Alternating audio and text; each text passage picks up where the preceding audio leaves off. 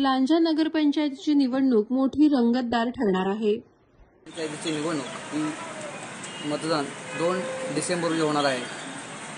लांजा राजापूर विधानसभा मतदारसंघाचे आमदार किरण सामंत यांच्या नेतृत्वाखाली ही निवडणूक लढवली जात आहे। त्यामुळे या लढतीकडे तमाम लांजा आणि कोळीवासियांचे लक्ष लागून राहिले आहे। या निवडणुकीत महायुती, महाविकास आघाडी आणि अपक्ष अशी तिरंगी लढत लढणार आहे।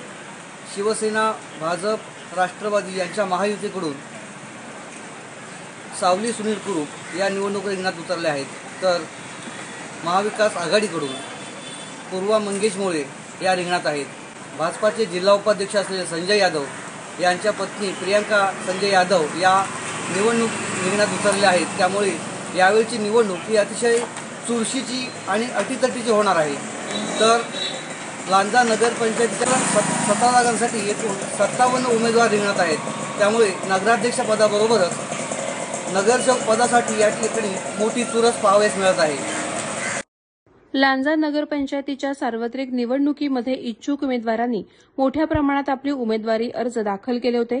नगरपंचायतीच्या 17 नगरसेवक पदांसाठी तब्बल 80 उमेदवारांनी आपले उमेदवारी अर्ज दाखल केले होते, तर लोकनियुक्त नगराध्यक्ष पदासाठी 7 उमेदवारांनी आपले उमेदवारी अर्ज दाखल केले होते।